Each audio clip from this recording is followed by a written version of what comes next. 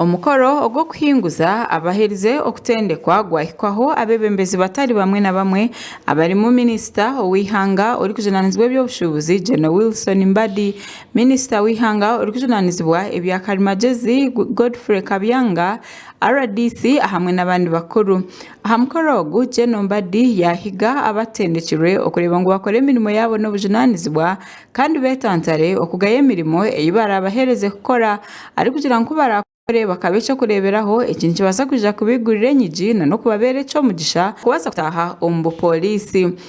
So bukira ukukora butsirugaye mubi ati simo wala fisi yakabati hatinywe tukabibe tunamukone hali ndigo hatia ese station zishawosi yeye mwabitu mweyina haina hai sino sweet atinga kinabura mu bantu kwezi abantu n'utsikira kuba abakiri bantu bakisande Oguyabahabura ukureba ngo bakora umurimo bakoze mico mirungi kandi babase kora kurungi ombwire obwa Akaruru. You keep that discipline.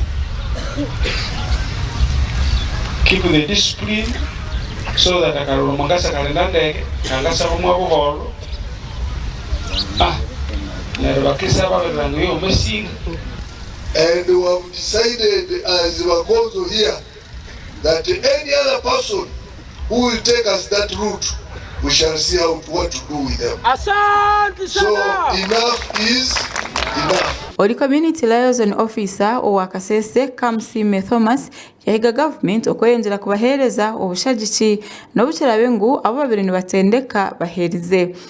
Others can be either CBOs, they can form circles, they start saving, that in case the government is to stand with them, they find them when they are already together, when they have saved something.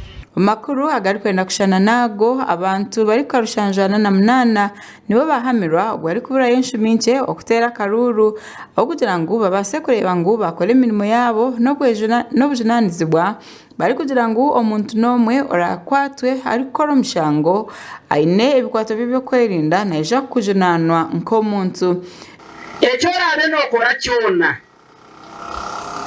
yaba ojuire uniform ya polisi yaba togijuire oyijuke ngo okoyona ho kutamburira nabakumanya ngo meza ashatwaga uriyo nokora n'ekitongole cya polisi.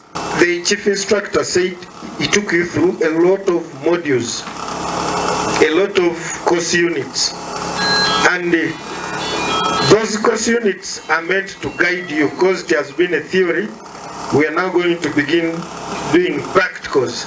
ASP Anatorius Kawa webembiro kutendeka abahamibwa yashobora bimwe ahabibatendekire no bamwe ombatendekirwe bahamyaho misho gabantu ngo nibisha kureba ngo babita omunkora.